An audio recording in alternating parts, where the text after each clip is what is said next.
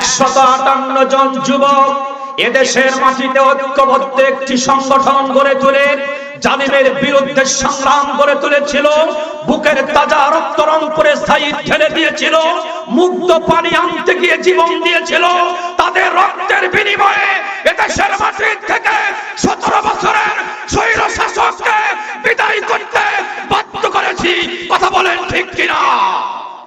আবার দেখতে পাচ্ছি আবার সেই যুবক ওসমান হাদির উপরে নির্বিচারে যারা গুলি চালিয়েছে, বাংলার এই ভূখণ্ড থেকে ঠাকুরগাঁর কোরআনের তাফসীর মাহফিল থেকে ঘোষণা করতে চাই, আমার দেশের অন্তর্বর্তী সরকার আপনাকে জানাতে চাই, এই ওসমান হাদির সঠিক তদন্ত করে তার খুনিকে ধরে বিচার যদি আপনি না করেন, বাংলার তাওহীদি জনতা আপনাদেরকেও ছাড় দেবে না, ছাড় দেবে না, ছাড় দেবে না, দেবে না। ঠিক কিনা?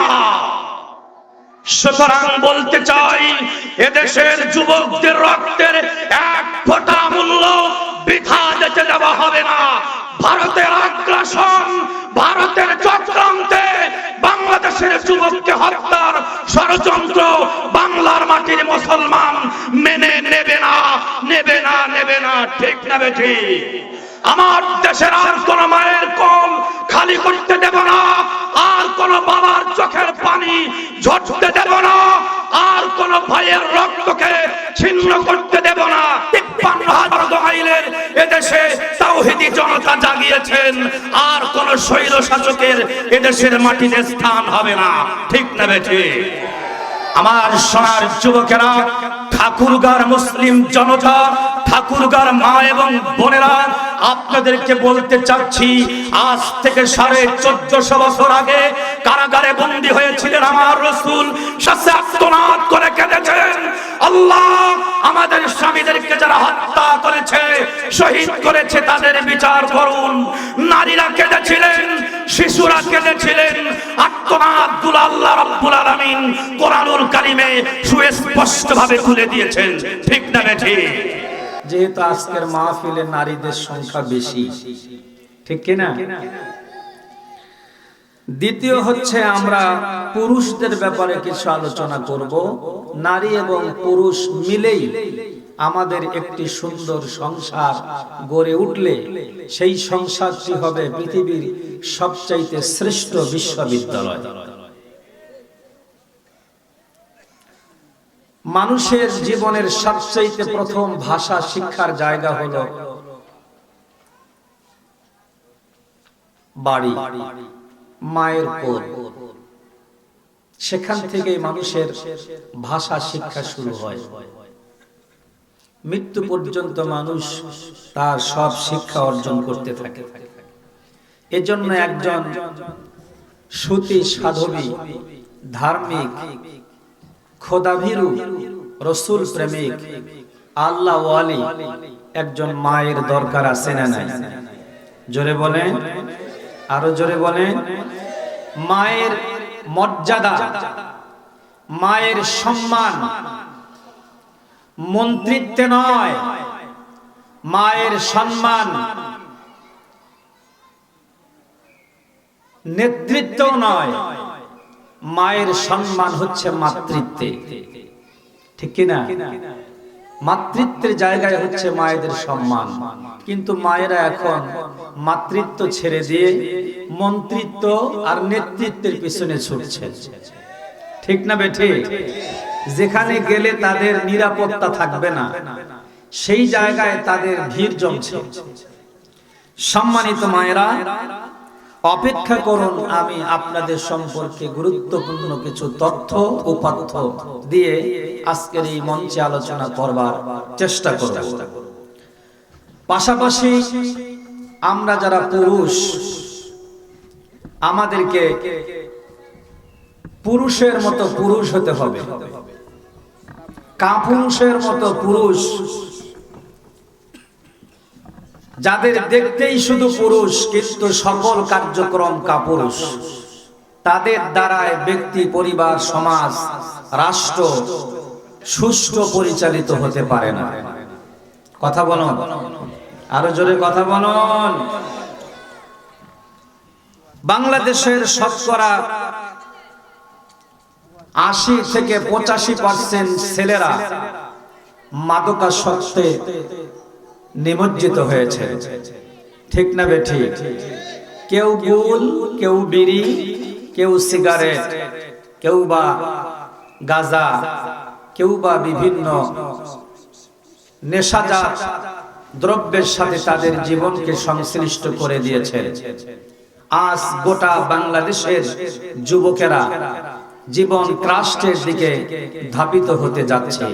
এখান থেকে বাঁচবার জন্য উপায় বের করার দরকার আছে না নাই? আরো জোরে বলেন, আছে না নাই? কোথায় গেলে এর উপায় পাওয়া যাবে? আমরা ভুল জায়গায় টাচ করছি।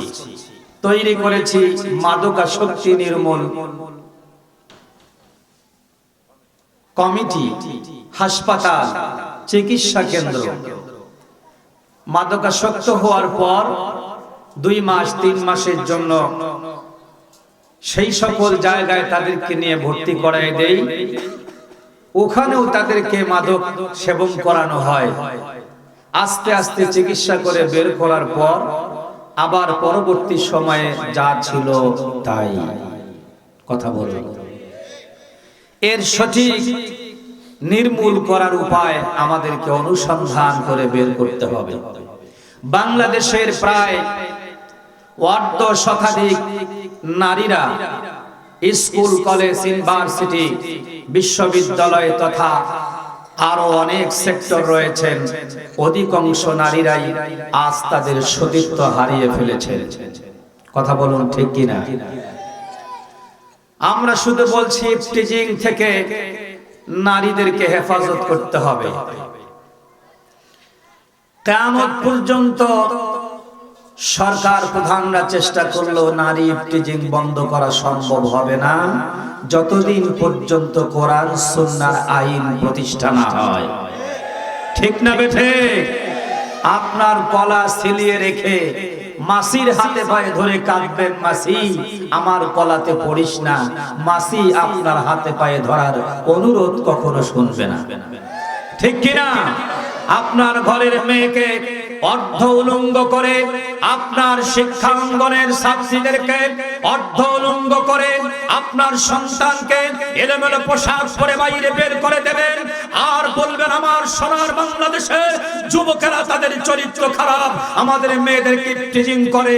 আল্লাহর কসম করে বলছি, আমার সোনার দেশের সন্তানগুলো সোনার মতো চরিত্র গড়ে উঠবে আমার দেশের নারীরা যদি তারা হেফাজতে থাকতে পারে। ঠিক কিনা? সেই পরিবেশ তৈরি করার দরকার আছে না নাই? আরো জোরে বলেন, আছে না নাই? কেমনে গঠন হবে, কিভাবে হবে, সেই ফর্মুলা আপনাদের সামনে আজ উপস্থাপন করতে চাচ্ছি। সম্মানিত উপস্থিতি, আমার দেশের সম্পদগুলো দীর্ঘ 56 বছরে যারাই ক্ষমতার মসনদে বসেছিল তারা এক একজনে প্রায় 3 বার 4 বার 5 বার করে, বলবো নাকি? বলবো, দুর্নীতিতে চ্যাম্পিয়ন হয়েছে। ঠিক কিনা? বিড়ালের মুখে সাধু সাধু সাধু ভাষা মানায় না। বিড়ালের স্বভাব হচ্ছে চুরি করে খাওয়া। ঠিক না বেঠিক? সম্মানিত ভাইয়েরা, আলোচনার শুরুতে একটি গল্প শুনিয়ে দিয়ে আমি আপনাদের কোরআনুল কারীমের আলোচনার দিকে নিয়ে যেতে চাচ্ছি। চলবে না বন্ধ হবে? আপনাদের এই গ্রামে বিড়াল পোষে এমন কেউ আছে নাকি? কথা বলেন, বিড়াল পোষে এমন কোন বাড়ি আছে নাকি? এক দেশের এক রাজা ছিল, তিনি পুষতেন বিড়াল। বিড়াল এমন পোষ মেনেছেন, বিড়ালের মাথার উপরে এদিকে ওই যে কেরোসিন তেল দিয়ে যে বাতি জ্বালাতো, সে বাতির নাম কি? চেরাগ। বিড়ালের মাথার উপরে চেরাগ দিয়ে রাজ্যের রাজা বসে বসে সন্ধ্যার পর কাগজ কলমে লেখালেখি করেন। একদিন, 2 দিন, 3 দিন, 4 দিন, 1 সপ্তাহ, 2 সপ্তাহ করে মাসের পর মাস অতিবাহিত হতে চলছেন। বিড়াল তার মাথা থেকে চেরেক ফেলে দেয় না। মহারাজ খুব আশ্চর্যান্বিত হলেন, এই বিড়াল তো যেন তেন বিড়াল নয়, সুতরাং বিড়ালের মাথার উপরে চেরেক দিয়েই বছরের পর বছর 1 যুগ চলে গেল, রাষ্ট্রের লেখালেখি করছেন। হঠাৎ একদিন একজন মন্ত্রী এসে রাজ দরবারের সামনে দাঁড়িয়ে গেলেন। সন্ধ্যার পরে তাকায় দেখতেছেন মহারাজের রুমের ভিতরে বিড়ালের মাথার উপরে চেরাক, নিচে অন্ধকার, অন্ধকারে বিড়াল বসে আছেন, নড়ে না, চড়ে না, ঝুঁকে না, চেরাকটাও ফেলে দেয় না। কিছু সময় ধরে মন্ত্রী তাকিয়ে তাকিয়ে দেখে মহারাজকে বললেন, মহারাজ, আশ্চর্যের বিষয় হলো বিড়ালের মাথার উপরে চেরাক দিয়ে আপনি লিখছেন। বিড়াল যদি চেরাক ফেলে দেয় রাষ্ট্রের কাগজগুলো নষ্ট হয়ে যাবে, এটি তো কখনো সম্ভব নয়। মহারাজ বলছেন, মন্ত্রী, তুমি হয়তো আশ্চর্য হয়েছ, কিন্তু আমার এই বিড়াল দীর্ঘ 1 যুগ ধরে 12 বছর ধরে মাথার উপরে চেরাক নিয়ে বসে থাকে। আমি রাষ্ট্রের লেখালেখি করি, আমার বিড়াল প্রশিক্ষণ প্রাপ্ত বিড়াল, কখনো কোনোদিন এই চেরাকটা ফেলে দেবে না। গ্যারান্টি যখন দিয়ে দিলেন মহারাজ, মন্ত্রী বললেন, মহারাজ, তাহলে আপনার বিড়ালের ইন্টারভিউ নিয়ে দেখা দরকার, পাস করে না ফেল করে। মহারাজ বলছে, মন্ত্রী শোনো, বিড়াল যদি মাথার উপর থেকে চেরাক ফেলে দেয় তুমি মন্ত্রী হবে পুরস্কৃত, আর যদি আমার বিড়াল জিতে যায়, পাস করতে পারে, তাহলে কিন্তু তোমার গর্দান থাকবে না। বিচারটা মেনে নাও। মন্ত্রী বললেন, ঠিক আছে, মেনে নিলাম। আগামীকাল আপনার বিড়ালের প্রশিক্ষণের ইন্টারভিউ নেওয়া হবে, আপনি প্রস্তুত? রাজ্যের লোকজনদেরকে আপনি ঢোল দিয়ে জানিয়ে দেন, খবর জানিয়ে দেন, তারাও যেন উপস্থিত থাকে। আপনিও মেনে নেবেন, আমিও মেনে নেব। মহারাজ বললেন, ঠিক আছে মন্ত্রী, যাও, আগামীকাল সন্ধ্যার পরে এসে ইন্টারভিউ হবে। মন্ত্রী মশাই চলে গেলেন।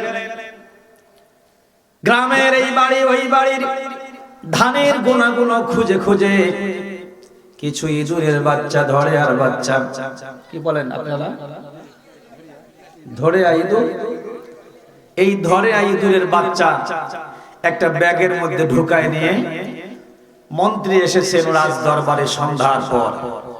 লোকজন বাহিরে ভিড় করছেন। মন্ত্রী মশাই বলছেন, মহারাজ, আপনার বিড়ালের প্রশিক্ষণ ইন্টারভিউ নেওয়ার জন্য আমি প্রস্তুত। আপনি বলছেন, আমিও প্রস্তুত। বিড়ালের মাথার উপরে চেরাক, নিচে অন্ধকারে টুকটুক করে বসে আছে। মহারাজ বলছেন, মন্ত্রী, তোমার ইন্টারভিউ নেওয়ার জন্য যা প্রশ্ন তুমি তা করতে পারো। বলছে, একটু অপেক্ষা করুন। ব্যাগের মুখটা বিড়ালের সামনে, দরজা বরাবর মুখটা যখন খুলে দিলেন, ধরে আর বাচ্চা ইঁদুরের বাচ্চাগুলো লাফালাফি করতে শুরু করলেন।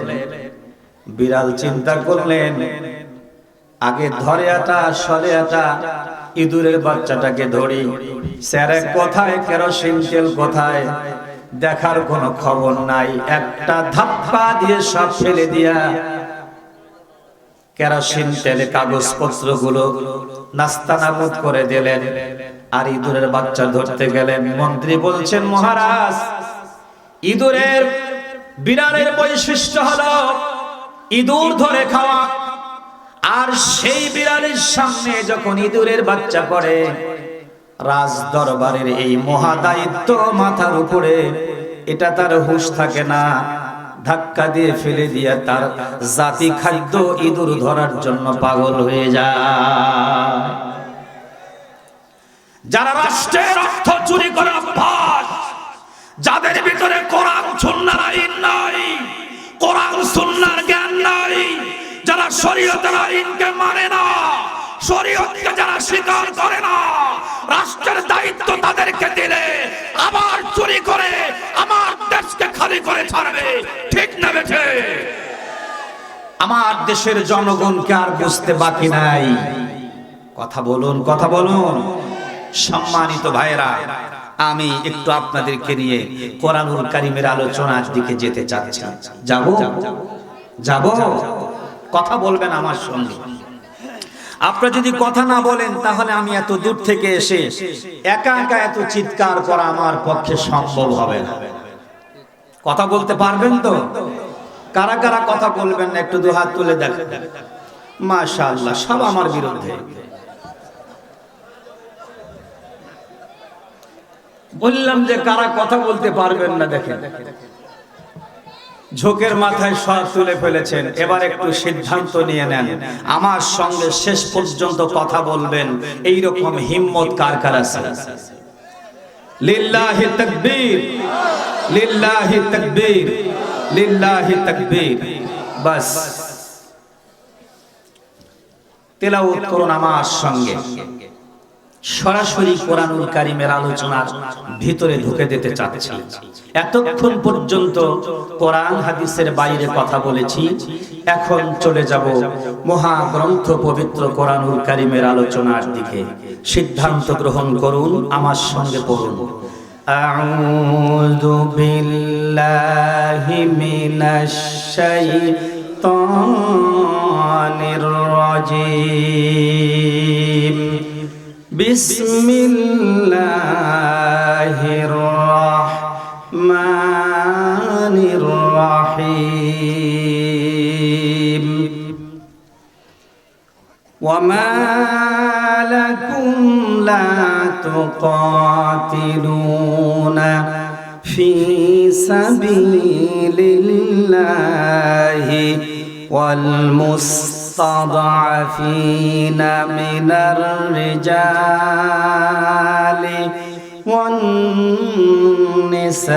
والنساء والولدان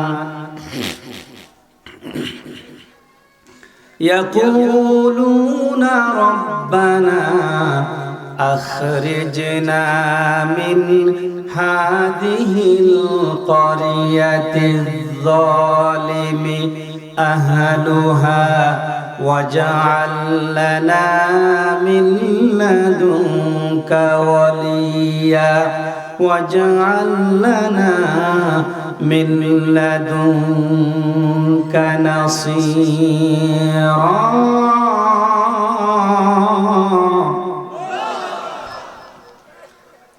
সাদাকাল্লাহুল আযীম। আল্লাহ বলছেন, তোমাদের কি হলো, তোমরা আল্লাহর পথে সংগ্রাম করছো না।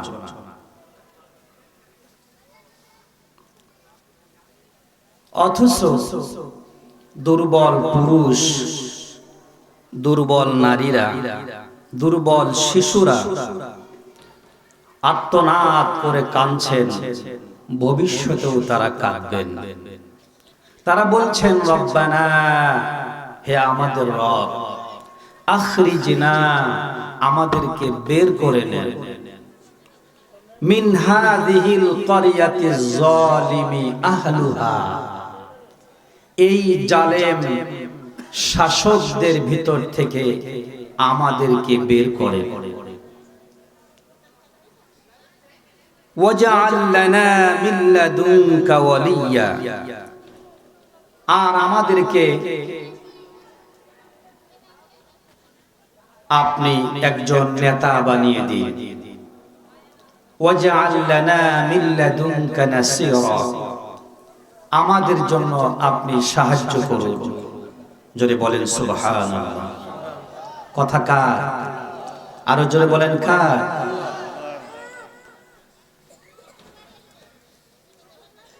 এই সূরাটি মদিনায় অবতীর্ণ হয়েছে।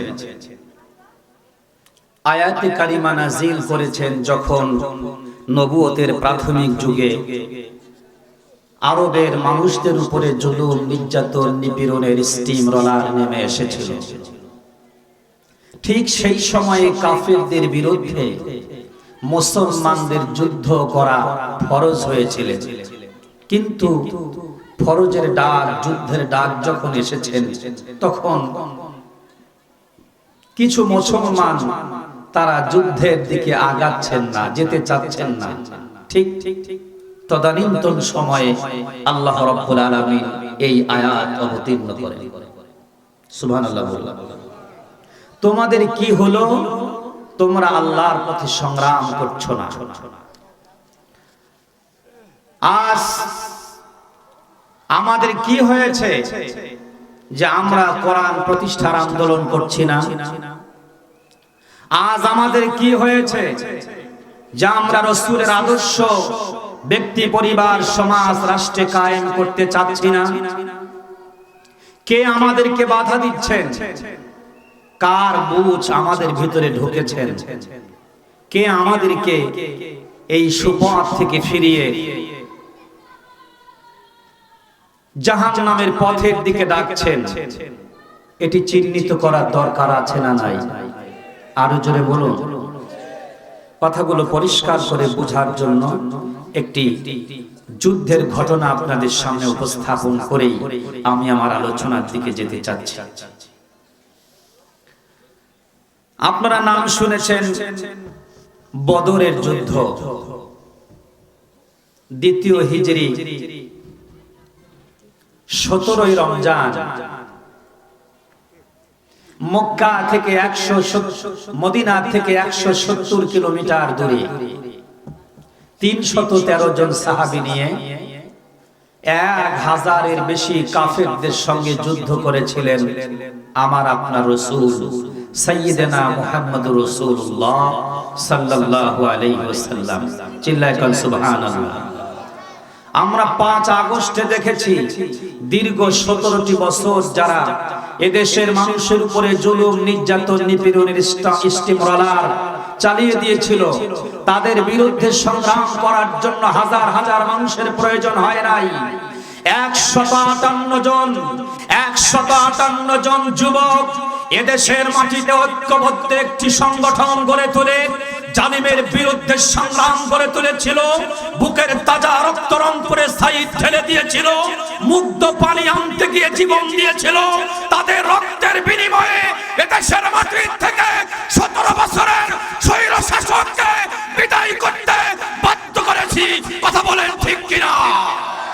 আবার দেখতে পাচ্ছি আমার সেই যুবক ওসমান হাদির উপরে নির্বিচারে যারা গুলি চালিয়েছে, বাংলার এই ভূখণ্ড থেকে ঠাকুরগাঁর কোরআনের তাফসীর মাহফিল থেকে ঘোষণা করতে চাই, আমার দেশের অন্তর্বর্তী সরকার আপনাকে জানাতে চাই, এই ওসমান হাদির সঠিক তদন্ত করে তার খুনিকে ধরে বিচার যদি আপনি না করেন, বাংলার তাওহীদি জনতা আপনাদেরকেও ছাড় দেবে না, ছাড় দেবে না, ছাড় দেবে না, দেবে না। ঠিক কিনা? সুতরাং বলতে চাই, এদেশের যুবকদের রক্তের এক ফোঁটা মূল্য বৃথা যেতে দেওয়া হবে না। ভারতের আগ্রাসন, ভারতের চক্রান্তে বাংলাদেশের যুবককে হত্যার ষড়যন্ত্র বাংলার মাটির মুসলমান মেনে নেবে না, নেবে না, নেবে না। ঠিক না বেঠি? আমার দেশের আর কোন মায়ের কোল খালি করতে দেব না, আর কোন বাবার চোখের পানি ঝরতে দেব না, আর কোন ভাইয়ের রক্তকে ছিন্ন করতে দেব না। ৫৩,০০০ মাইলের এদেশে তাওহীদি জনতা জাগিয়েছেন, আর কোন স্বৈর শাসকের এদেশের মাটিতে স্থান হবে না। ঠিক না বেঠি?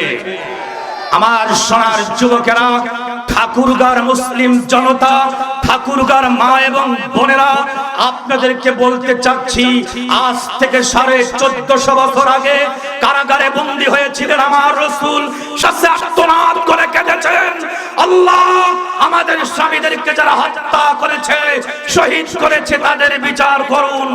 নারীরা কেঁদেছিলেন, শিশুরা কেঁদেছিলেন। আর্তনাদগুলো আল্লাহ রাব্বুল আলামিন কোরআনুল কারীমে সুস্পষ্টভাবে তুলে দিয়েছেন, ঠিক না বেঠিক? সেই কথাই আপনাদের সামনে উপস্থাপন করছি। আল্লাহ বলছেন, ওয়া মা লাকুম লা তুকাতিলুনা ফি সাবিলিল্লাহ, তোমাদের কি হলো, তোমরা আল্লাহর পথে সংগ্রাম করছো না, অথচ আল মুস্তাদাফিনা মিনার রিজাল ওয়ান নিসাই ওয়াল উইলদান, আমার দেশের 17টি বছর মানুষদেরকে কারাগারে, আয়না ঘরে বন্দী করে রেখে দিয়েছিল। স্ত্রীগুলো পর্যন্ত আল্লাহর কাছে কেঁদেছেন, আল্লাহ আমাদের স্বামীদেরকে বের করে দেন। শিশু সন্তানগুলো ঈদের মাঠে গিয়ে আল্লাহর কাছে রনাজরি করে কেঁদেছিল। সবার বাবা সন্তানদের হাত ধরে ঈদগার ময়দান থেকে বাড়িতে নিয়ে যায়, ঈদগার ময়দানে নিয়ে আসে, আমাদের বাবার খোঁজ নাই। দিনের পর দিন চলে যায়, মাসের পর মাস চলে যায়, বছর চলে যায়, বাবাকে চোখে দেখি না, মায়ের চোখের পানি সহ্য করতে পারি না।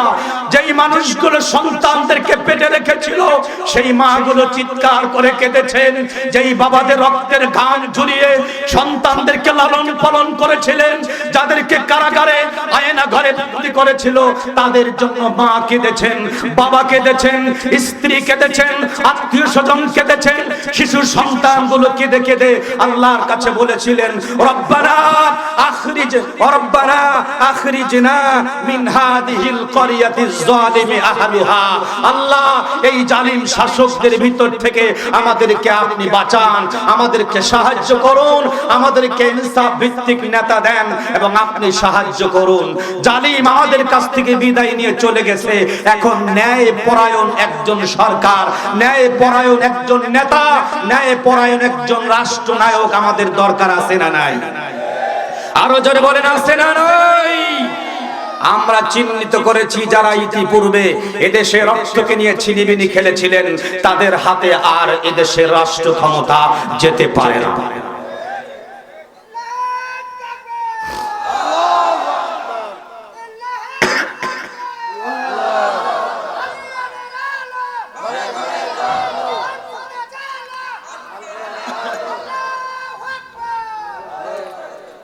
ভাইরা আমার, মুসলমানদের সঙ্গে যুদ্ধ হবে, এই কথা শুনে মক্কার একজন যোদ্ধা, কাফেরদের ভিতরে নাম ছিল আসিফ ইবনে হিশাম। আসিফ ইবনে হিশাম খোলা তরবারি নিয়ে ঘোড়ার পৃষ্ঠে সওয়ার হয়ে বদরের প্রান্তরের দিকে ছুটে গেলেন। আমি আজিজুল ইসলাম আমার জীবনে একাধিকবার মক্কা মদিনায় গিয়েছি, ওই বদরের মাঠকে ঘুরে ঘুরে আমি দেখেছি। ঘোড়ার পৃষ্ঠে সওয়ার হয়ে বদরের প্রান্তরে ছুটে গেছেন মুসলমানদের সঙ্গে যুদ্ধ করার জন্য। মাঠের এক প্রান্তর থেকে অপর প্রান্তরে ঘোড়ার পৃষ্ঠে চড়ে যায়। যেই সকল মুসলমানদেরকে বদরের মাঠে পেলেন, তাদের উপরে তার খোলা তরবারি চালিয়ে দেন। মারতে মারতে, গলা কাটতে কাটতে একটা পর্যায়ে আসিফ ইবনে হিশাম খোলা তরবারি নিয়ে বদরের এক প্রান্তরে চলে এলেন। সামনে পড়ে গেল আমিরুল মুমিনিন হযরত ওমর ইবনুল খাত্তাব রাদিয়াল্লাহু তাআলা আনহু। ওমর ইবনুল খাত্তাব তখনও তিনি নবুয়ত, তখনও তিনি খেলাফত পান নাই। যুদ্ধের ময়দানে হযরত ওমর এসেছেন মুসলমানদের পক্ষে, রাসূলুল্লাহর পক্ষে, ঈমানের পক্ষে। আর আসিফ ইবনে হিশাম এসেছেন কাফেরদের পক্ষে যুদ্ধ করার জন্য। আসিফ ইবনে হিশাম মুসলমানদেরকে মারতে মারতে ওমর ইবনুল খাত্তাবের সামনে হাজির হয়ে গেছেন। ওমর ইবনুল খাত্তাব হলেন ভাগিনা, আসিফ ইবনে হিশাম হলো মামা। কিন্তু মামা ভাগিনা ছোট্টবেলার খেলার সাথী, বন্ধু। বন্ধুর দিকে তাকায় দেখতেছেন, মামারে যদিও তুমি আমার বন্ধু, কিন্তু আমার সম্পর্কে মামা হও। আজকে বদরের মাঠে এসেছো মুসলমানদের বিরুদ্ধে, ইসলামের বিরুদ্ধে, কোরআনের বিরুদ্ধে, আল্লাহর বিরুদ্ধে। আওয়াস ইবনে হিশাম, তোমার তরবারির থেকে তাজা রক্তগুলো ফোটায় ফোটায় জমিনের ভিতরে টপ টপ করে পড়ছে। আমি ওমর সাক্ষ্য দিচ্ছি ওই রক্ত আমার মুসলমান ভাইয়ের রক্ত, কিন্তু আমি তোমারে আঘাত করব না। আওয়াস ইবনে হিশাম, এই বদরের মাঠে তোমার তরবারির থেকে মুসলমানদের রক্তগুলো ফোটায় ফোটায় পড়ছে, কিন্তু তুমি আমার সামনে হাজির হয়েছো। আজকে তোমার আমার মামা ভাগ্নের কোনো পরিচয় হবে না, তোমার আমার ছোট্টবেলার খেলার সাথীর কোনো পরিচয় হবে না, তোমার আমার পরিচয় হবে হক এবং বাতিলের মতো। কথা বলেন ঠিক কিনা?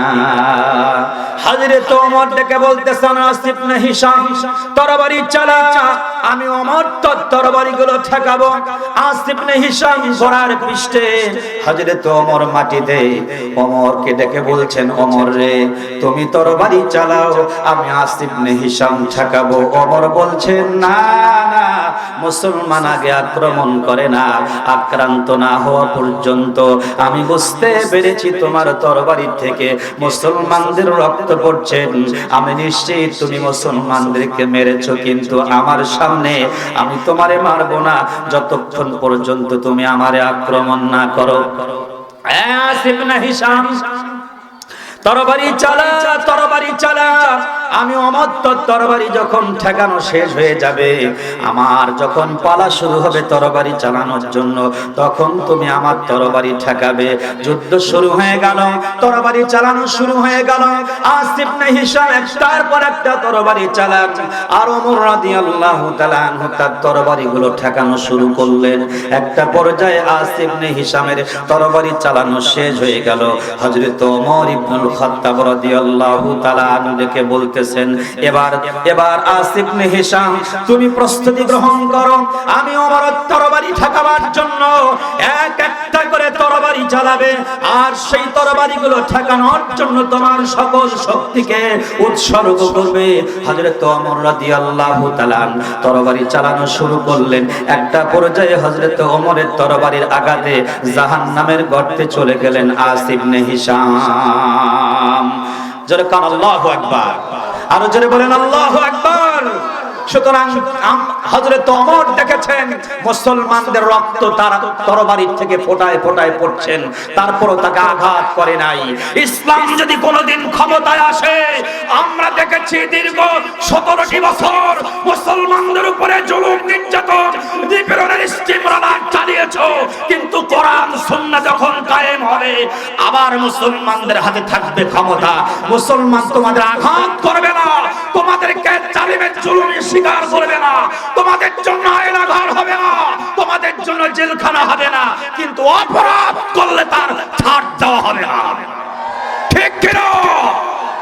অপরাধীরা যদি তওবা করে ফিরে আসে, তাহলে তার জন্য হবে আশ্রয়, আর যদি অপরাধী ফিরে না আসে, তার জন্য চূড়ান্ত ব্যবস্থা হবে জাহান্নামের গর্ত। ঠিক না বেঠিক? কষ্ট হচ্ছে বুঝি আপনাদের? আসুন, আজ কোরআনুল কারীমের উদ্দেশ্য হচ্ছে মাদ্রাসাকে কেন্দ্র করে আজকের এই মাহফিল। ঠিক না বেঠিক? আপনারা বলুন তো, আমার দেশের শতকরা 80% মানুষ মুসলমান, তাদের সামনে যদি কোরআনুল কারীম দেন, চাচা একটু কোরআন শরীফটা পড়েন তো, চাচা বলে যে মুই তো কানা। কথা বলে কেন চাচা কানা কেন? বাংলা পারেন না? বলে পারি।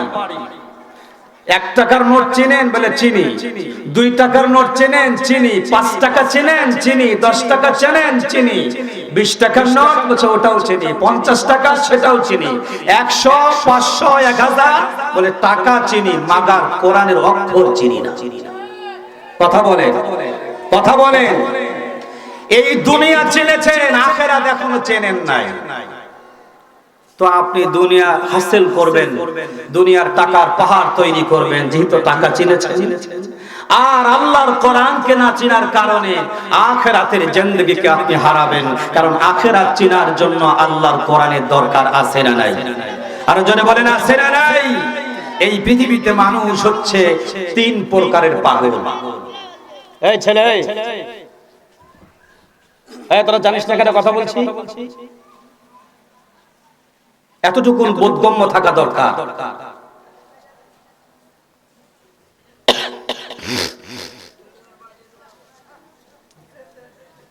মানুষ এই পৃথিবীতে 3 প্রকারের পাগল। জনে বলুন কত প্রকার? 3 প্রকার। এক পাগল দুনিয়া চেনে, দুনিয়া বোঝে, আখিরাত চেনে না, আখিরাত বোঝে না। এই এক প্রকার পাগল। দ্বিতীয় নাম্বার পাগল হলো ওই পাগল শুধু আখিরাত চেনে আর আমল চেনে, দুনিয়া চেনে না। বাড়ির খবর নাই, গাড়ির খবর নাই, স্ত্রীর খবর নাই, সন্তানের খবর নাই, জায়গা জমির খবর নাই। এগুলো সব বাদ দিয়ে শুধু আখিরাত আর আখিরাত, আখিরাত আর আখিরাত, চিন্তায় চিন্তায় পাগল। ঠিক না বেঠিক? পাগল কয়টা হলো? আরো জোরে বলে। এক পাগল আখিরাত চেনে, দুনিয়া চেনে না। আর এক পাগল দুনিয়া চেনে, আখিরাত চেনে না। আর এক পাগল আছে আখিরাত তো চেনে না, দুনিয়াও চেনে না। খাইতে দিলে খায়, না দিলে না খায়। পোশাক দিলে পরে, না দিলে পোশাক বিহীন বিবস্ত্র অবস্থায় ঘুরে বেড়ায়। এই 3 প্রকার পাগল। আর এক প্রকার মানুষ হলো দুনিয়া বোঝে, আখিরাত বোঝে, দুনিয়াও করে আখিরাতও করে, দুনিয়াতেও শান্তি, আখিরাতেও মুক্তি। ঠিক না বেঠিক? এখন বলুন, যেই পাগল দুনিয়াও চেনে না, আখিরাতও চেনে না, মন্ত্রী লাগে, এমপি লাগে, নেতা হতে লাগে, যদি না হয় তাহলে নিজের দলের লোককে গুলি করে মারে। কথা বলেন? না দিলে নিজেরা মারামারি করে চেয়ার ভেঙে গুড়া করে। আছে না নাই? আর এক পাগল আছে শুধু আখিরাত বুঝে, তাম টোপলা গাট্টি গোটা নিয়ে মাঝে মাঝে তবলিগে যায়, মাজারে যায়, এরপরে বিভিন্ন জায়গাতে নানান ধরনের, যেখানে গেলে আল্লাহকে পাওয়া যাবে মন চায় চলে যায়। ঠিক কি না ভাইরা আমার? এই 2 প্রকার পাগলের চিকিৎসা কেন্দ্র আমি আপনাদেরকে বোঝানোর জন্য বলছি। আমার ঠাকুরগার ভাইয়েরা, আপনারা দেখেছেন আপনাদের বাজারে হুইল ডিটারজেন্ট পাউডার 2 কেজি কিনলে একটা বালতি ফ্রি পাওয়া যায়। কথা বলে। 2 কেজি কিনলে একটা বালতি ফ্রি। যদি 2 কেজির প্যাকেট নিয়ে আসেন, বাড়ির বউটা বলে ব্যাপারটা কি, বালতি কই? কথা বলে না। এই জন্যই জানে তারা, অ্যাডভার্টাইজের ভিতরে দেখেছেন হুইল ডিটারজেন্ট পাউডার 2 কেজি কিনলে একটা বালতি ফ্রি পাওয়া যায়। পাউডার পাইলাম, বালতি পাইলাম না। স্বামীরে ধরে ফেলেছে, বালতি আমারে এনে দাও। বালতিটা এনে দিলেন, ময়লা যুক্ত কাপড়গুলো পানির ভিতরে, বালতির ভিতরে পানি দিয়া 3 দিন, 4 দিন, 5 দিন, 7 দিন পরা কাপড়টা ময়লা হয়ে গেছে। ময়লা যুক্ত কাপড় বালতির ভিতরে দিয়া কিছুক্ষণ ভিজিয়ে রাখে। 10 মিনিট, 15 মিনিট, 20 মিনিট, যত বেশি ময়লা তত বেশি সময় ভিজিয়ে রাখতে হয়। কথা বলুন ঠিক কিনা? ভিজানো যখন শেষ হয়, কাপড়টা তুলে মহিলা শক্ত কাঠের উপরে অথবা পাকার উপরে কাপড়টারে খুব ভালোভাবে থ্যাপগায় আশ্রয়। এরপরে যখন ময়লাগুলো বের হয়ে যায়, কাপড়টারে ধরে মোছরানো শুরু করে। কাপড় বলে, আরে কিছুক্ষণ আগে আমারে জনমের মতো থ্যাপগাইলি, তোর হাউস মিটলো না, এবারে আমারে একেবারে মোছরাইয়া হাড়হাড্ডি গুঁড়া করে দিলি। এরপরে যে তুই কি করবি আমার বুঝে আসে না। কাপড়টা ঝাড়া দিয়া প্রচন্ড রোদের ভিতরে শুকায় দিয়ে দেয়। রোদের তাপ রোশনি এসে কাপড়ের গায়ে লাগলে কাপড়টা শুকিয়ে যায়। কাপড় মনে করে এবারে আমার আর শাস্তি শেষ হয়ে গেছে, কিন্তু না না, কাপড় তুলে নিয়ে এসে ঘরের ভিতরে কারেন্টের ইস্ত্রি মেশিন দিয়া উপরে চাপ দিতে থাকে, ঠিক কি না? কাপড় বলে ওরে বাবা রে বাবা, জীবনটা আমার শেষ করে দিলি, ফাটা ফাটা করে দিলি, একেবারে রোদ্রে শুকায়া কারেন্টের হিট দিয়া আমারে আগের মতো চকচকা বানায় ফেললি, নতুন কাপড়ের মতো। কাপড়টা মালিক যখন নিয়ে ঝাড়া দিয়ে পড়ে, বারবার কাপড়ের দিকে তাকায়, দেখে নতুন কাপড়ের মতো আবার সুন্দর দেখা যায়। এই সুন্দর বানাইতে গিয়া কাপড়ের উপরে ট্রিটমেন্ট করার দরকার ছিল কিনা? কাপড়টা এমনি সুন্দর হয় নাই। সুতরাং যেই পাগলগুলো দুনিয়া বোঝে আখেরাত বোঝে না, আর আখেরাত বুঝে দুনিয়া বোঝে না, ওই দুই শ্রেণীর পাগলকে নিয়ে এসে কোরআন এবং সুন্নাহর যে বৈঠক, কোরআন এবং সুন্নাহর যেই মাদ্রাসা, কোরআন এবং সুন্নাহর যেই আমলের জায়গা বালতি, এই জায়গার ভিতরে চুবাইতে হবে। তার মানে সময় দিতে হবে, ঠিক কি না? সময় দেওয়ার পর পবিত্র কোরআনুল কারীমের হরফগুলো শিখবে, বাক্যগুলো শিখবে, মাসালাগুলো শিখবে, নামাজ শিখবে, ওযু শিখবে, গোসল শিখবে, পাক পবিত্রতা শিখবে। আমার ছোট্ট ছোট্ট সন্তান মাসুম এই মাদ্রাসার তালবে ইলমগুলো একাধারে 60টা মাসালা নামাজের জন্য বলতে পেরেছেন। সময় লেগেছে 1 বছর। এই মাদ্রাসার গোডাউনের ভিতরে ওদেরকে সুবায়া রাখতে হয়েছে। জোরে বলেন ঠিক কিনা? ওস্তাদরা কখনো লাঠ পাতে বেতের বাড়ি দিয়েছেন, কখনো হাত দিয়ে থাপড় দিয়েছেন, কখনো মুখের ধমক দিয়েছেন, কখনো কানে ধরে উঠা বসা করায় দিয়েছেন। এইভাবে 1টা বছর মেহনত করে করে আপনাদের সামনে উপস্থাপন করে দেখায় দিলেন যে এই যে দেখুন কত সুন্দর স্ত্রী করা সন্তান। কথা বলুন ঠিক না বেঠিক? এগুলো বাচ্চা ধরে এমনি এমনি তৈরি হয় নাই, মায়ের পেট থেকে শিখে আসে নাই, ঠিক কি না? ভাইয়েরা আমার, যারা কোরআন হাদিস বোঝে না, তাদের শরীরের ভিতরে এই দুনিয়ার ময়লা আবর্জনা গুলো লেগে যায়। এগুলো থেকে পরিষ্কার হওয়ার জন্য কোরআনুল কারীমের কাছে আসতে হবে। এই জন্য আল্লাহ রাব্বুল আলামিন কোরআনুল কারীম অবতীর্ণ করেছেন 2 জায়গায়। একটি হলো মক্কাতুল মুকাররমা, আর একটি হলো মদিনাতুল মুনাওয়ারা। 2 জায়গায় আল্লাহ রাব্বুল আলামিন কোরআনুল কারীম অবতীর্ণ করেছেন। যেই সূরাগুলো মক্কায় নাজিল হয়েছে ওই সূরাগুলোকে বলা হয় মাক্কি, আর যেই সূরাগুলো মদিনায় অবতীর্ণ হয়েছেন ওই সূরাগুলোকে বলা হয় মাদানী। আমার ভাইয়েরা, মাক্কি সূরাগুলোর ভিতরে আল্লাহ রাব্বুল আলামিন 3 ধরনের আলোচনা করেছেন। 1 নাম্বার হলো আল্লাহ এক, দ্বিতীয় কাউকে আল্লাহ মানা যাবে না। 3 নাম্বার হলো, 2 নাম্বার হলো এই যে আকাশ দেখতেছি, জমিন দেখতেছি, আকাশও থাকবে না, জমিনও থাকবে না, গ্রহ নক্ষত্র কীট পতঙ্গ সৌররাজি সব ভেঙে চুরে চুরমাচার হয়ে যাবে। সূর্যের আলো হারিয়ে ফেলবেন, চন্দ্রের আলোগুলো হারিয়ে ফেলবেন, পাহাড়গুলো তুলোর মতো উড়ে উড়ে বেড়াতে থাকবেন। আগের পরের সমস্ত মানুষগুলোকে আবার মৃত্যু থেকে জীবিত করা হবে। আর এই জীবিত মানুষগুলোকে আখিরাতের ময়দানে হাসরের মাঠে চালিত করা হবে। হাসরের মাঠ যেদিন কায়েম হয়ে যাবে, নেকি বদির পাল্লায় ওজন দেওয়া হবে। যাদের নেকির পাল্লা হবে পাতলা, গুনাহের পাল্লা হবে ভারী। আল্লাহ বলবেন ফেরেশতা এদেরকে ধরে নিয়ে চলে যা জাহান্নামের বাড়ি।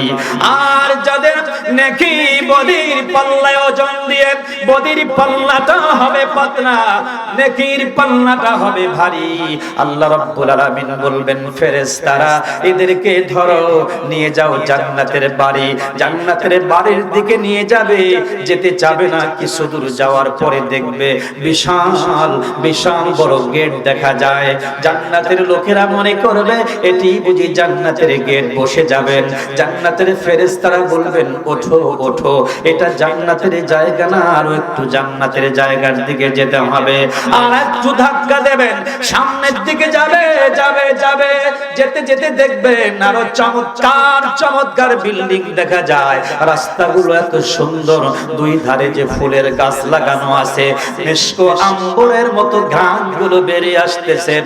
পাগল পারা হয়ে যাবে আর মনে করবে এটা বুঝি জান্নাত, এই জান্নাতের ভিতরে আমরা থাকবো। ওরা বসে যাবে, ফেরেশতারা বলবে রে জান্নাতের লোকেরা, এটা তোদের জান্নাত না, তোদের জান্নাত আরো সামনে আছে। ওই দিন তোরা দুনিয়াতে কোরআনুল কারীমের মাহফিলে বসে বসে কোরআনের কথা শুনছিলা, আর পকেট থেকে টাকা বের করে দিন কায়েমের জন্য দিয়েছিলা, কোরআনের শিক্ষার জন্য দিয়েছিলা, ইসলাম শিক্ষার জন্য দিয়েছিলা, নিজেরা আমলের কথা শুনে আমল করেছিলা। ওই দিন থেকে তোমার জন্য এই জান্নাতকে সুসজ্জিত করা হচ্ছে। যেদিন মানুষের বিয়ের আলোচনা কমপ্লিট হয়ে যায়, ওই দিন থেকে বিয়ের কেনাকাটা আমজাম শুরু হয়ে যায়। ও জান্নাতি রে, যেই দিন তুমি দুনিয়াতে আল্লাহর পথে চলার জন্য সিদ্ধান্ত নিয়েছিলা, ওই দিন থেকে তোমার জন্য জান্নাতের ভিতরে সাজানো হচ্ছে ফুলের বাগান, জান্নাতের ভিতরে সাজানো হচ্ছে জান্নাতের বিল্ডিং। আসো আসো আসো রে, জান্নাতের দিকে চলো। ওদেরকে ধাক্কায়া ধাক্কায়া জান্নাতের দিকে নিয়ে যাবে।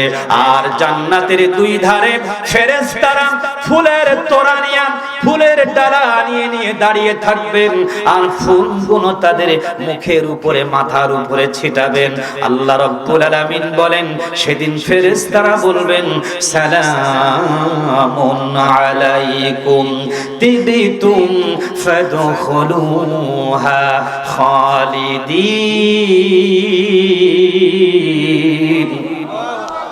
আসো আসো রে, তোমাদের জন্য এই জান্নাত সাজানো হয়েছে। এই জান্নাত দেখে তারা আনন্দিত হবে। জান্নাতের ভিতরে থাকবে, চেহারাটা হবে এত সুন্দর। এই পৃথিবীতে মানুষ ছিল 3.5 হাত লম্বা, কালো কুৎসি চেহারা, দেখতে তত ভালো ছিল না। কত ছেলে পক্ষ এসে মেয়ে দেখে গেল, পছন্দ হয় না। কত মেয়ে পক্ষ এসে দেখে যায়, ছেলে পছন্দ হয় না। কিন্তু যেই মানিয়াতে আল্লাহর প্রতি চলবে, আল্লাহ রাব্বুল আলামিন বলেন ওই মানুষটাকে যখন জান্নাতের ভিতরে দেব, তার উচ্চতা হবে 120 হাত লম্বা, আর গর্দানটা হবে 18 গজ প্রশস্ত। ওই মানুষটির মুখটা এত বড় হবে, জান্নাতের ভিতরে থাকবে। আর জান্নাতের উড়ন্ত পাখি এগুলো যখন উড়ে উড়ে যাবে, ওটা দেখে তার মনের ভিতরে চাহিদা হবে, রে এই পাখিটা বুঝি কত চমৎকার, খাইতে হবে। বলতে দেরি হবে, আকাঙ্ক্ষা করতে দেরি হবে, কিন্তু ওই জান্নাতের পাখিটা উড়ন্ত অবস্থায় ভুনা হতে দেরি হবে না। ভুনা হয়ে সাথে সাথে জান্নাতি মানুষের মুখের ভিতরে আসবেন। একটু জোরে আওয়াজ দিয়ে বলা যাবে কি সুবহানাল্লাহ?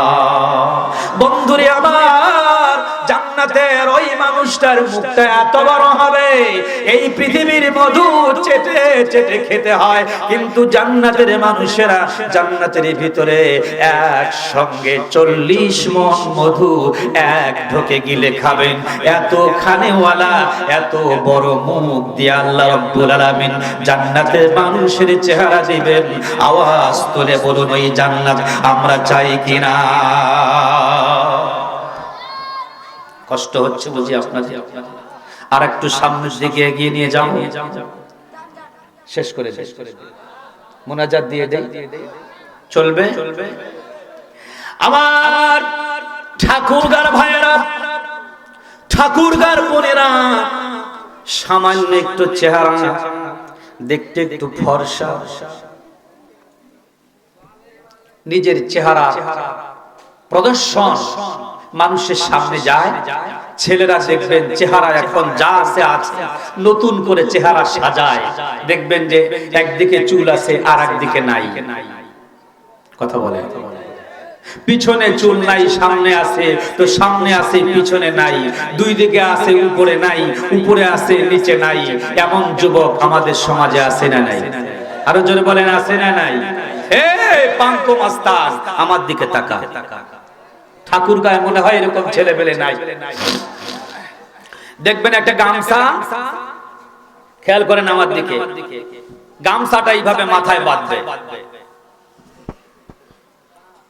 আর মোটর সাইকেলটা নেবে, মোটর সাইকেলের সামনের লুকিং গ্লাস নাই, কথা বলে, মাঠগাট নাই, মোটর সাইকেলের যে হাওয়া বের হয়, হ্যাঁ, সাইলেন্সার ওটা খুলে ফেলছে, ওটাও নাই, মোটর সাইকেলের হাগামুতা ডাইরেক্ট, কথা বলে না, মাঠগাট খুলে ফেলেছেন, মোটর সাইকেলের পোশাক আছে না নাই এটা ল্যাংটা মোটর সাইকেল, কথা বলে না, হেডলাইটটা খুলে ফেলেছেন, এমন একটা মোটর সাইকেল নিয়ে আওয়াজ মনে হচ্ছে এটা হেলিকপ্টার যাচ্ছে, ঠিক কি না? বাড়ি কোথায়? বলছে বাড়ি হলো পদমপুর। কোথায়? পদমপুরের 3 মাস্তান 3 জনে মোটর সাইকেলে উঠে যাচ্ছে,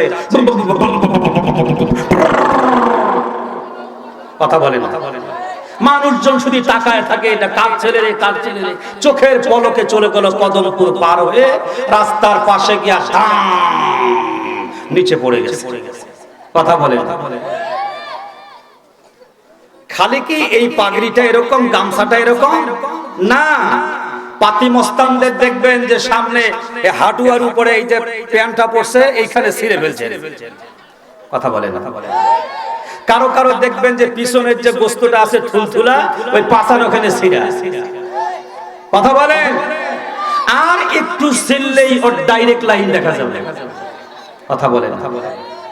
এই ধরনের ছেলেরা মাস্তানির তো শেষ নাই, নতুন নতুন মডেল আবিষ্কার করে, শার্ট পরেন, শার্টের বোতাম থাকে সামনে, আর এই ছেলেটা মাস্তান তো সেরকেডু মাস্তান, এই শার্টের বোতামটা লাগাইছে পিছনে, কোন দিকে?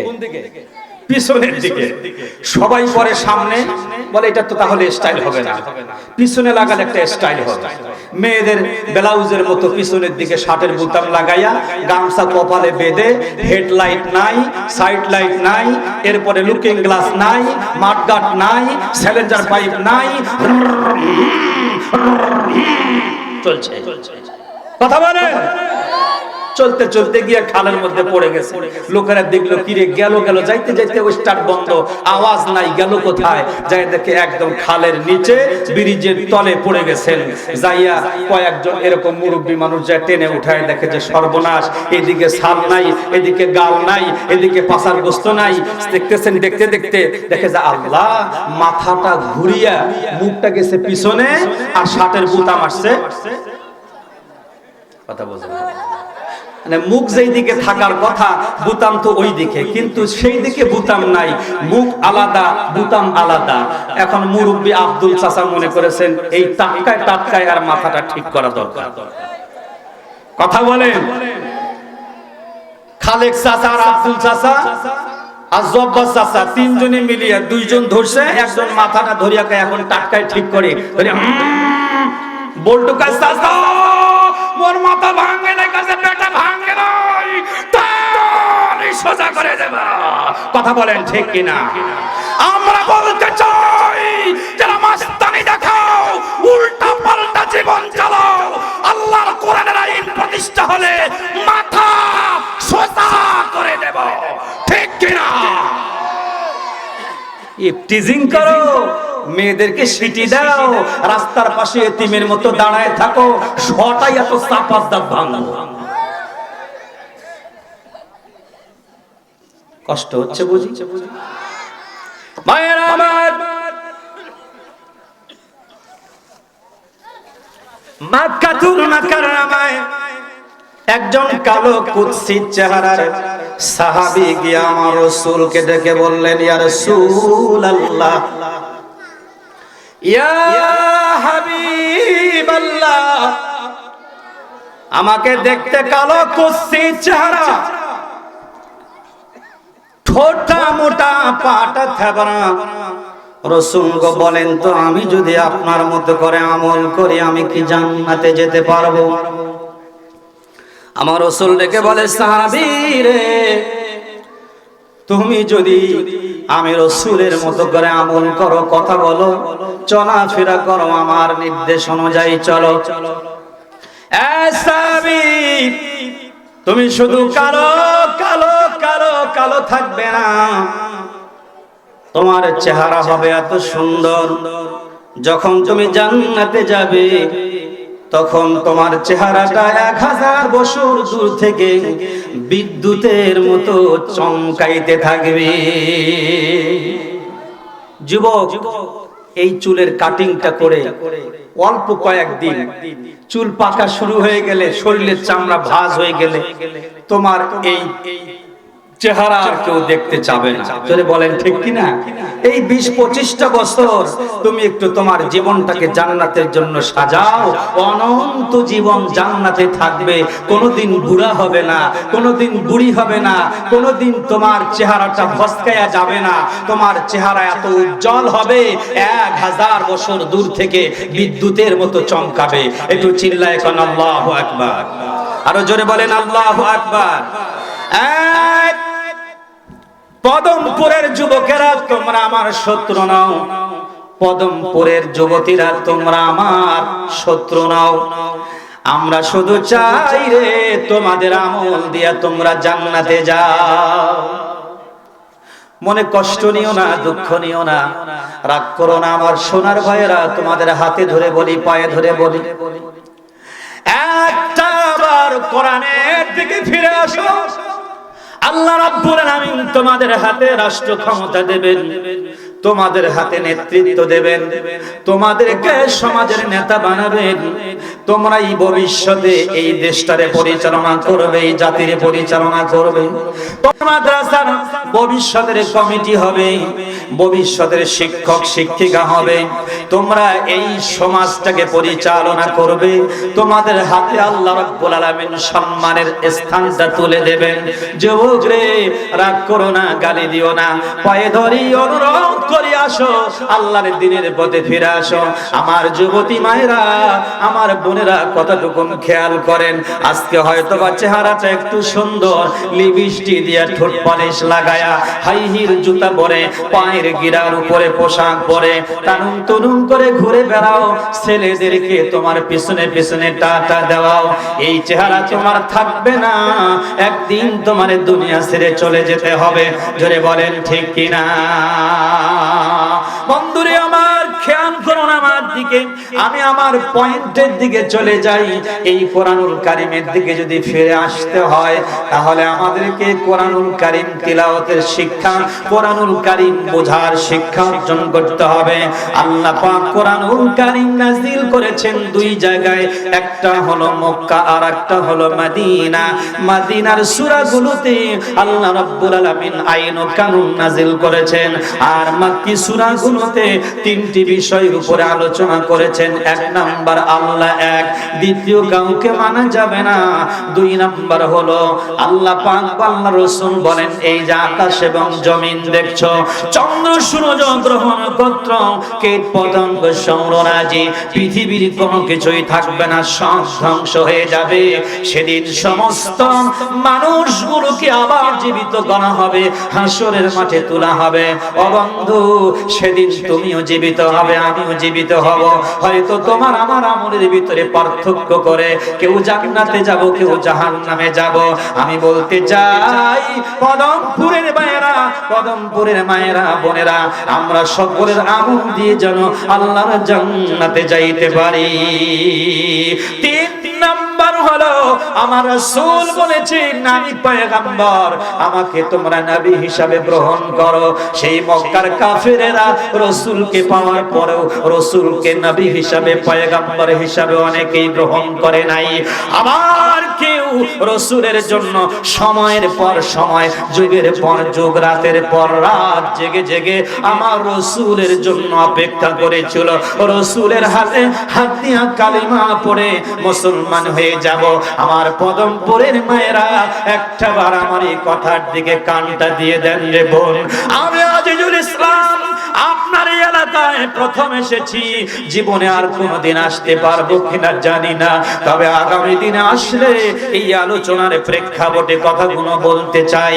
আল্লাহ পাক যেন আমাদের তৌফিক দান করেন। আমার মায়েরা, কথাগুলো শুনুন।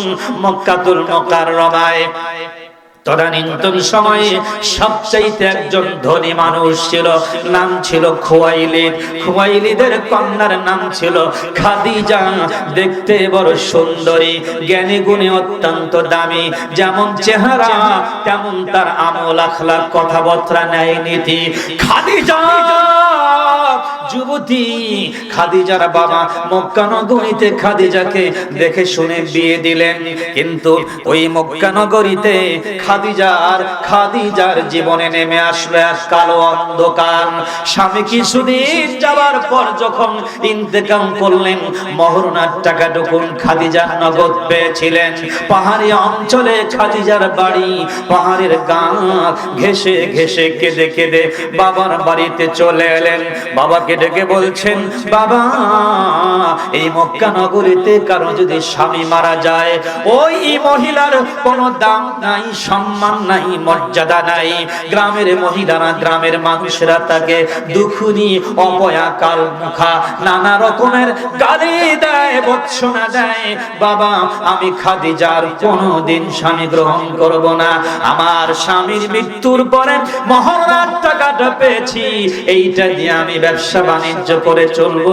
বাবা খুয়াইলিদ, তুমি আর আমাকে মক্কা নগরীতে বিয়ে দিও না। কিন্তু খাদিজার বাবা খাদিজাকে বুঝায় বললেন, মারে, তোমার বয়সটা অল্প, এই বয়সে তুমি স্বামী হারা হয়েছ, আর একটা বার বিয়ে দিতে চাই, ভাগ্যটা একটু পরিবর্তন হয় কিনা দেখি রে খাদিজা। খাদিজা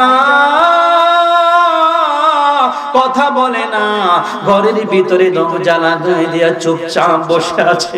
খাদিজার নিশ্চুপ থাকার দ্বারা বাবা বুঝতে পারলেন খাদিজার দ্বিতীয় বিবাহ দেওয়া যাবে। দেখে শুনে খাদিজার বাবা একটি পাত্র ঠিক করে খাদিজাকে বিয়ে দিলেন। মহরনার টাকাটা খাদিজা নগদ পেয়ে গেল। দুইজন স্বামীর মহরনার টাকা খাদিজার কাছে। খাদিজা দ্বিতীয় সংসার জীবন শুরু করলে, জীবন চলছে তো চলছে। কিছুদিন যাবার পর খাদিজার দ্বিতীয় নাম্বার স্বামীটাও ইন্তেকাল হয়ে গেল।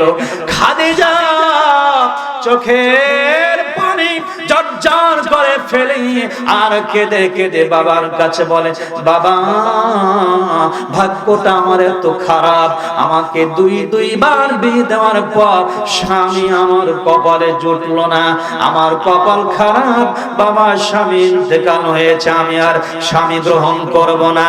এবার খাদিজা দুইজন স্বামীর মহরানার টাকা দিয়া শাম, সিরিয়া, রোমের ব্যবসায়িকদের সঙ্গে ব্যবসা শুরু করলেন। ব্যবসায়িকরা খাদিজার টাকা দিয়ে মাল কেনে, আবার শাম, সিরিয়ায় গিয়ে বিক্রি করেন।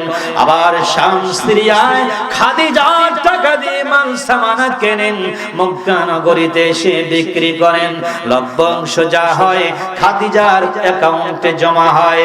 এই শাম, সিরিয়া, রোমের ব্যবসায়ীদের ভিতর থেকে কিছু সুদর্শন যুবক ব্যবসায়ী গিয়া খাদিজাকে ডেকে বললেন, খাদিজা রে বোন, দেখো আমাদের ভিতরে কত সুদর্শন যুবক আছে। খাদিজা, তুমি যদি মনে করো তাহলে আমাদের ভিতর থেকে কোন একজন যুবককে স্বামী হিসাবে গ্রহণ করতে পারো। খাদিজা বলছেন, ও শাম, সিরিয়ার ব্যবসায়ীরা শোনো, আমি আমার জীবনে কোনোদিন স্বামী গ্রহণ করব না, খামাখা তোমরা আমাকে বিবাহের প্রস্তাব দিও না। খাদিজা সবার প্রস্তাবগুলো প্রত্যাখ্যান করে দিলেন। কষ্ট হচ্ছে মনে হয়, বন্ধ চলবে। খাদিজা ডেকে বলছেন, সব ব্যবসায়িকদের ব্যবসার পাত্রগুলোর প্রস্তাবকে আমি প্রত্যাখ্যান করলাম, কিন্তু একদিন খাদিজা পাহাড়ি উঁচু টিলার উপরে তার বাড়ি, ঘরের জানালাটা খুলে দিলেন। খুলে দিয়ে তাকায় দেখতেছেন, দীর্ঘ সময় যাবত তাকায় আছে, দেখে একজন যুবক, টক টক বগে চেহারা, মনে হচ্ছে আকাশে চাঁদ সূর্য জমিনে নেমে এসেছেন। এত সুদর্শন যুবক মক্কার মাটিতে কোনদিন আর খাদিজা দেখে নাই। ওই যুবকের মাথার উপরে আকাশের মেঘখণ্ড ছায়া দিচ্ছে। আগামীকালকে সুবহানাল্লাহ, আকাশের মেঘখণ্ড যুবকের মাথার উপরে ছায়া দিচ্ছে। যুবক একটু দাঁড়ালে আকাশের মেঘখণ্ড উপরে ভেসে উঠে, যুবক বসলে আকাশের মেঘখণ্ড নিচে নেমে আসে। যুবক সামনের দিকে গেলে আকাশের মেঘখণ্ড সামনের দিকে যায়, যুবক যদি পিছিয়ে আসে আকাশের মেঘখণ্ডটা পিছনের দিকে আসে। চিৎকার মেরে বলেন আল্লাহু আকবার, আল্লাহু আকবার। দীর্ঘ সময় তাকায় তাকায় দেখলেন খাদিজা পলক পড়ে না, চোখের পলক পড়ে না। খাদিজা ঘরের জানালা বন্ধ করে দিয়া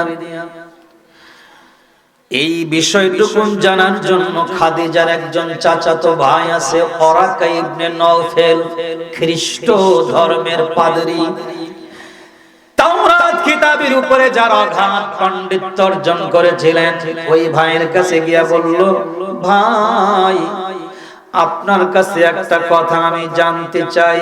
ভাই গো বলেন তো, আকাশের মেঘখণ্ড যদি যুবকের উপরে ছায়া দেয়, যুবক চললে মেঘ চলে, যুবক থামলে মেঘ থামে, যুবক বসলে মেঘ নামে, যুবক দাঁড়ালে মেঘ ভাসে, এই যুবকটা কে হতে পারে?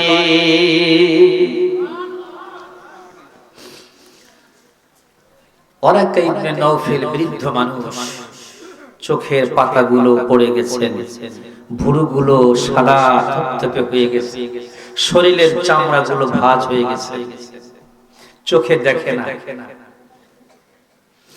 ডেকে বলছেন, খাদিজা, আরে খাদিজা, তুমি যেই যুবকের কথা বলছো রে খাদিজা, আমি তাওরাতের